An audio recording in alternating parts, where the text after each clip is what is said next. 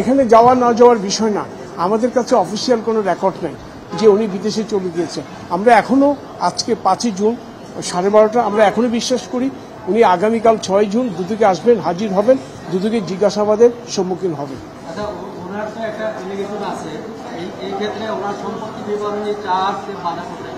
না দেখুন, যেখানে অনুসন্ধান কার্য চলছে সে অনুসন্ধান কার্য একটা পর্যায়ে অলরেডি চলে গিয়েছে, অনেকগুলি প্রপার্টি জব্দ হয়েছে। অর্থ ছাড়ের অর্থলব্ধ সম্পদ, অর্থলব্ধ আয়ের উপর ওনার যেটি ইনকোয়ারি চলছে, এখন কমিশন যদি মনে করে সম্পদ বিবরণী চাওয়া তখন চাবে। আপাতত কমিশন মনে করেছে এটাই আমি অনুসন্ধান করি।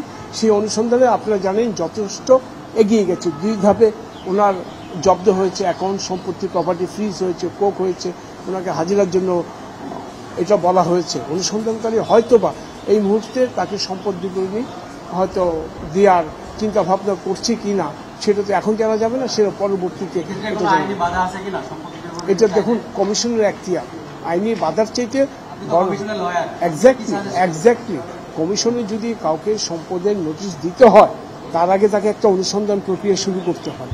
সেই অনুসন্ধান প্রক্রিয়া চলছে, এটা শেষ হতে দিন, পুরো চিত্র পেয়ে যাবেন, অনুসন্ধান শেষ হবে।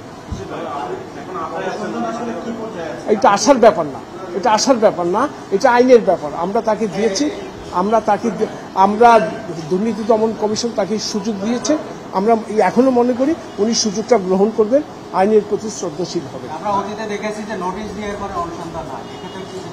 না, সেটা হলো সম্পদ বিবরণী 26 ধারার যখন অনুসন্ধান হয়, এটা কিন্তু অনুসন্ধানটা হলো অর্থলব্ধ আয় এবং অর্থলব্ধ সম্পদ এবং অর্থলব্ধ পাচার।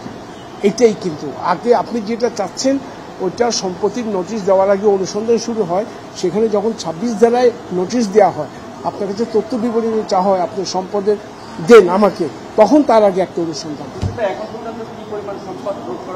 এখনো তো এটা ক্যালকুলেশন করে বলা খুবই ডিফিকাল্ট হবে। পুরো অনুসন্ধানটা শেষ হলে এটা বোঝা যাবে টোটাল চিত্রটা কি।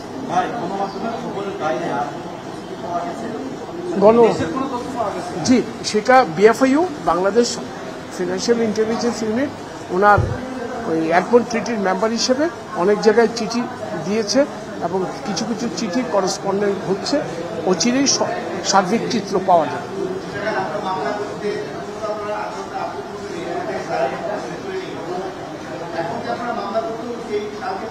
না না দেখুন, আপনার প্রশ্নটা জুৎসই না, কারণ একটা অনুসন্ধান শেষ করার আগে মামলা করা যায় না। মামলা আমি চাইলেই করতে পারবো না। দেখুন এখন তো মাত্র 1 মাস 5-6 দিন হয়েছে। হ্যাঁ, আমরা যেই তথ্যপাত্রগুলি পেয়েছি এগুলা যাচাই বাছাই করে দেখা হচ্ছে আরও কোনো সম্পদ আছে কিনা, যদি থেকে থাকে, যদি সেটা দ্রুত পেয়ে থাকে সেগুলো মানে জব্দ চাওয়া হবে, ফ্রিজের আবেদন করা হবে। কাজে একটি নির্দিষ্ট পর্যায়ে গিয়ে তো অনুসন্ধান শেষ হবে। এই যে ওনাকে ডাকা হয়েছে যে আপনি আসুন, জিজ্ঞাসাবাদের সম্মুখীন হন, এটাও কিন্তু অনুসন্ধান কার্যের একটা প্রক্রিয়া, অনুসন্ধানের একটা প্রসেস। আমাকে ইচ্ছা করলে দুদক এটা নাও দিতে পারত, তবু এটা দিয়েছে ন্যায় বিচার নিশ্চিত করার জন্য, যেন বলতে না পারে আমাকে না শুনে, আমাকে নোটিশ না দিয়ে আপনি আমার বিরুদ্ধে অনুসন্ধান কার্য চালাচ্ছেন। না না না দেখুন, এটা আপনি জানেন মিশন, আপনি দীর্ঘদিন যাবৎ সুপ্রিম কোর্ট বিটে কাজ করছেন, অনুসন্ধান ছাড়া কোনো মামলা হয় না দুদকের। কারণ দুদকের অনুসন্ধানে যে তথ্যপত্র আসে রেকর্ড ভিত্তিক, তার উপর ভিত্তি করে কমিশন সিদ্ধান্ত নেবে মামলা হবে কিনা। সেটা আমি এই মুহূর্তে বলতে পারবো না, এটা তো এখন বিবেচ্য বিষয় না। আমরা কালকে পর্যন্ত ওয়েট করব, না আমরা কালকে পর্যন্ত ওয়েট করব, আমরা দেখব উনি আসে কিনা, তারপরে কমিশন সিদ্ধান্ত নেবে। আমি তো আগাম কোনো একটা প্রেডিক্ট করার সুযোগ নেই। আমি বিং এ প্রসিকিউটিং এজেন্সি, আমি একটা ইনভেস্টিগেটিং এজেন্সি, আমার আগাম কোনো জিনিস প্রেডিক্ট করার আইনি সুযোগ আমাকে দেয়নি। না, আমাকে সুযোগ দেয়নি আগাম প্রেডিকশন করার। আপনি যেভাবে গণমাধ্যম কর্মী হিসেবে আপনি প্রেডিক্ট করছেন উনি তুরস্কে, উনি এখানে, উনি ওখানে, সেখানে, সেই প্রেডিকশন করার আগাম সুযোগ আইনের দুদককে দেওয়া হয়নি। আইন বলেছে তুমি তথ্য জোগাড় করো, রেকর্ড জোগাড় করো, তারপরে যাচাই বাছাই করো, এটা ঘাটাঘাটি করো, দেখো, তোমার কমিশনকে দাও, কমিশন তুমি সিদ্ধান্ত নাও তুমি কি করবা। অল্প হলেও সেটা অবৈধ, আবার বেশি হলেও অবৈধ। এত সম্পদের সন্ধান এরই মধ্যে পেয়েছেন। এরপরেও মামলা হচ্ছে না, এটাকে মানে আরো তথ্য উপাত্ত হচ্ছে কিনা? No no no no no প্রশ্নই আসছে না। এটা খুব দ্রুত গতিতে চলছে।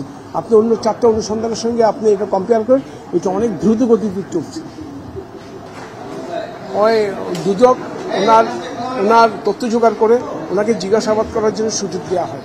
যখন তথ্য প্রমাণ শেষে কমিশন অনুমোদন করে মামলা করে, তখন হয়তো তখন হয়তো আপনি যেটা বলছেন নজরবন্দি, তখন হয়তো প্রশ্নটা আসতে পারে। ডিউরিং ইনকোয়ারি স্টেজ এটার কোনো প্রয়োজন হয় না। হ্যাঁ, সুপ্রিম কোর্টের আপিল বিভাগ একটা রায় দিয়েছে, ডিউরিং ইনকোয়ারি স্টেজেও কিন্তু অ্যারেস্ট করা যায়। সেটা কখন? সেটা একদম দুদককে কনফাইন হতে হবে যে হ্যাঁ, যে ক্রেডিবল এভিডেন্স আছে এর ভিত্তিতে ওনাকে অ্যারেস্ট না করলে আমার সমূহ ক্ষতির সম্ভাবনা হতে পারে। হ্যাঁ, সেভাবে করা যায়। যেমন আমরা সম্পত্তি জব্দ করেছি, সেখানে আমরা বলেছি আপনি যদি অচিরে এটা জব্দ না করেন, এটা ভবিষ্যতে রাষ্ট্র বরাবরে বাজেয়াপ্ত করা যাবে না, এবং আদালত এটা আইন দেখুন। কমিশন, দুর্নীতি দমন কমিশনের একটা লিগ্যাল উইং আছে, সেখানে বিচার বিভাগীয় কর্মকর্তা আছে খুব জ্যেষ্ঠ এবং খুব ইকুইপড, তারা কম্পিটেন্ট জুডিশিয়াল অফিসার। কমিশন যেটা করে সেটা লিগ্যাল উইংয়ের পরামর্শেই তারাই করে। আইনজীবীর প্রয়োজন যখন হবে তখন আইনজীবী জিজ্ঞাসা করবে, কিন্তু এটা অনুসন্ধান করার জন্য কমিশনের যে লিগ্যাল উইং বা কমিশনের যে কম্পিটেন্সি, দ্যাট ইজ এনাফ। সেই সিদ্ধান্ত তারা নিয়েছে।